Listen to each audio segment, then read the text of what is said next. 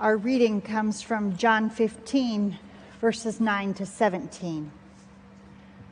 As the Father has loved me, so I have loved you. Abide in my love. If you keep my commandments, you will abide in my love, just as I have kept my Father's commandments and abide in his love. I have said these things to you so that my joy may be in you and that your joy may be complete. This is my commandment, that you love one another as I have loved you. No one has greater love than this, to lay down one's life for one's friends. You are my friends if you do what I command you. I do not call you servants any longer, because the servant does not know what the master is doing. But I have called you friends, because I have made known to you everything that I have heard from my Father. You did not choose me, but I chose you. And I appointed you to go and bear fruit, fruit that will last, so that the Father will give you whatever you ask him in my name. I am giving you these commandments so that you may love one another. This is the gospel of the Lord. Thanks be to God. You may be seated.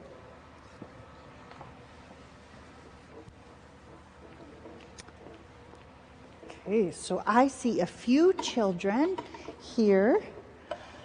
So I'd like to tell you a story about my grandson. Okay, I have to confess to those of you. Oh, I need to have those kids wave at me. I want to make sure we got good eyes, right? Eyes on eyes. There we go. Thank you. Oh, and then, of course, we have children that are online, so I'm going to wave to you, too. Okay, I'm going to confess that I'm going to tell you a story about my grandson. And sometimes grandparents tell stories not because you need to hear it, but because they like to tell it. That's the truth. So, when my grandson was 3, or about that age, he was hanging out with us for a while. And I was working in the kitchen, like grandmas do. And my husband, his papa, picked him up and set him on top of the counter. And then pretty soon he opened up a bag of M&Ms and he placed one M&M in Malachi's hand. That's the name of our grandson. And Malachi ate it. And then Papa did one more M&M in Malachi's hand. And then Malachi ate it. And then one more M&M. And this continued for a while. And then one time, Papa gave Malachi an M&M and said, "You want to give that to Grams?" Well, he looked at his M&M, then he looked at me, then he looked at Papa, and he handed me the M&M. Do you know what he did after that? He stuck his hand out for another M&M, right? And Papa gave him another M&M, and he ate the M&M, and the game continued. See, sometimes it's easier to give things away when you know that there's a lot more where that came from. And I think that that's what Jesus is doing with his disciples in this story. He tells them, I want you to love other people. Oh, and by the way, you can because I love you. It's one of those things that happens with all kinds of things that happen with God. There are all kinds of them that there's a whole bunch of it to give away. It's pretty amazing. Sometimes I think adults need to be reminded of that too. So will you pray with me, please? God, thank you for loving us always. Help us to give love to others just like you give love to us. Amen. Okay, kids, here's the deal. I would really like you to think about a way that you can show a special love to a special person this week. And then I want you to come and tell me about it next Sunday. And when you do, I'll have a little package of M&Ms for you. So you be thinking about how it is you want to show love to someone else. And then come and tell me next Sunday. Will the rest of you pray with me, please? O God, who is beyond our understanding, open our ears that we may hear, open our eyes that we may see, and open our hearts that we may be transformed. Amen. So do you remember 14 months ago when we were tossed into a pandemic? I remember. In the early days, I just thought we were going to just push the pause button for a few days, right? And then we're going to pick up right where we left off. But the days stretched into weeks. And then we started trying to figure out how to do life with these new circumstances, all the while we just wanted to get back to normal. But then the weeks turned into months. And we were rearranging our world and rearranging our lives, still hoping that someday we would go back to normal. Well, now restrictions are being eased and vaccines are available, and life seems to be opening up some. And what we're recognizing is that we've changed. There is no going back to normal. It doesn't exist anymore. Things are different. Not everything is impacted in the same way. And yet, there are points of our lives that have had significant change. We wonder about what that means for our future. What about our jobs? Will they be more in person or will they be more virtual and at home? What happens to the high-rises downtown Minneapolis that are supposed to be full of office space if people can office from home? What's going to really work out with the economy? Will it bounce one direction or will it bounce a different direction? Not everyone has been impacted in the same way, and yet many have been greatly impacted. What about our churches? How are they changing? If it feels like there's not much change, you should ask our tech team about that. And then there's the schools, right? And whether it is elementary or middle school or high school, we know that there have been shifts there. And yet, in our universities and our higher education programs, the change has been huge. And then there's relationships. Some relationships have taken a significant hit during this pandemic. And we still do not know how the ongoing physical and mental health issues of our society will play out. Yes, it's true, not everything's changed. I still had the same thing for breakfast this morning that I have every morning. And yet, we are staring change in the face, and it can be very unsettling.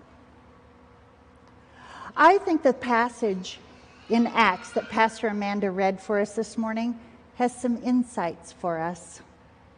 So I want to invite you to join me through your imagination as I tell a story about the Apostle Peter.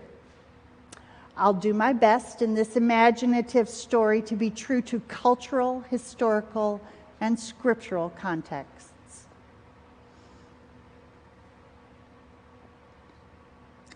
The soldier that was walking beside Peter informed him that there were only a couple more miles till they reached their destination. Peter nodded his head as he tried to get his face muscles to just relax. This entourage had been walking since yesterday. It was an eclectic group of people. There was the soldier and a couple of servants, and they reported to Cornelius, a high-ranking official in the Italian regiment that was serving the Roman government that was occupying Israel. And then there was Peter, and several men with him who were obviously Jewish. The two groups typically mixed like oil and water, both politically and religiously. Peter wiped his brow as he realized that he was uncomfortably warm. It might be due to walking in the heat of the day. He squinted and tipped his head to the side as he looked into the sky to see the placement of the sun. Or it might be that he was overly warm due to an increased heart rate and his nerves and stomach jittered. Peter took a long, slow inhale, intentionally working to calm his body and his nerves. His companions instinctively mirrored his behavior.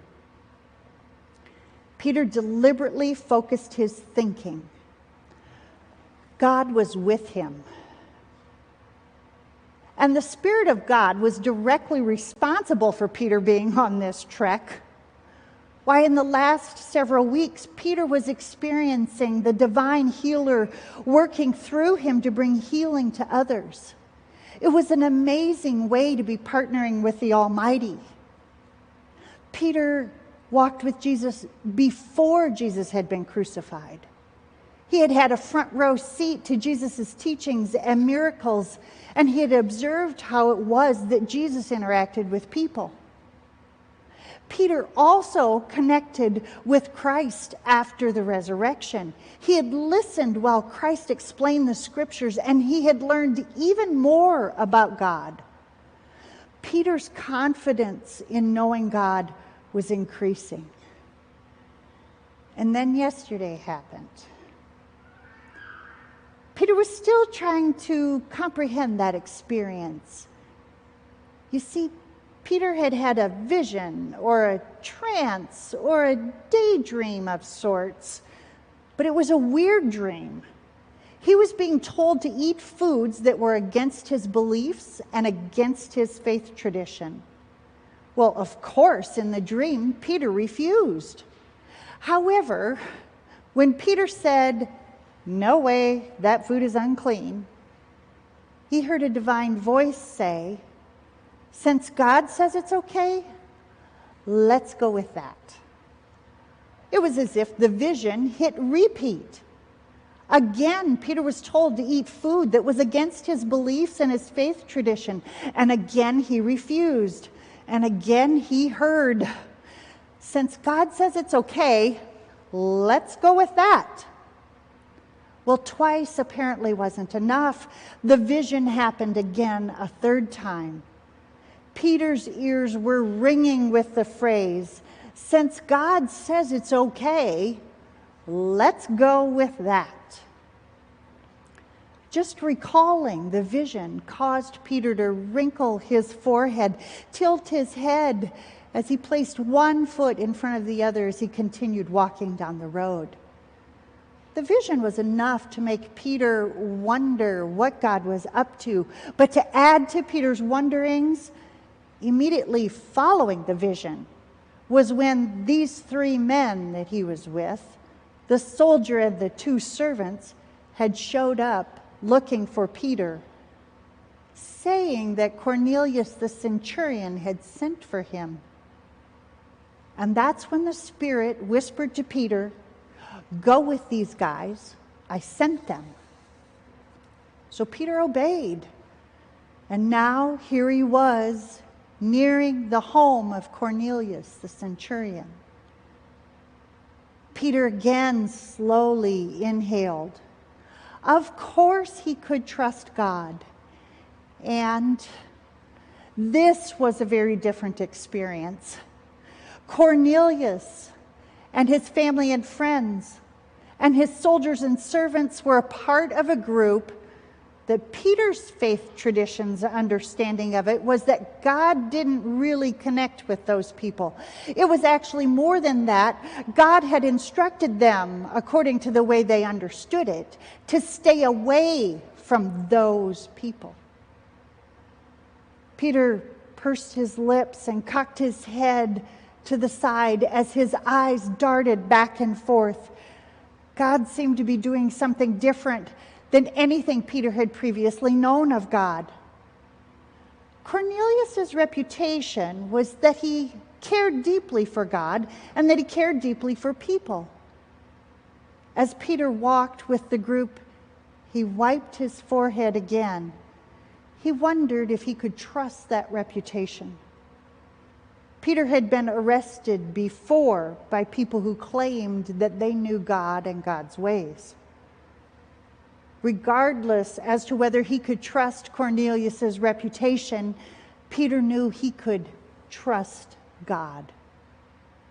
And when Peter and the caravan arrived at Cornelius's house, they found that Cornelius had gathered family and close friends to hear what it was that Peter had to say.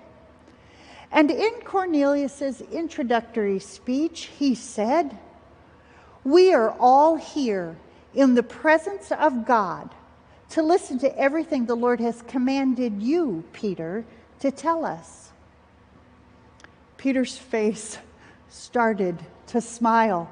His eyes became alive. Yes, they were all here in the presence of God. Christ had told his friends of the good news that God's presence, God's healing, and God's forgiveness was for all people. Why, Peter himself had even preached this countercultural concept. And now here it was happening right before his eyes. He barely started his sermon when Cornelius's family and friends started speaking different languages and joyfully praising God. Those who traveled with Peter were astonished. This was the same way the Spirit of God had come to them. And now God was doing an unexpected thing again, but this time it was unthinkable. The holy didn't connect with those people. Peter smiled and shook his head as if he were just simply surrendering to the moment. And then he started chuckling. He was wildly perplexed and incredibly joyful, and God continued to surprise him. Since God said it was okay, he would just go with that.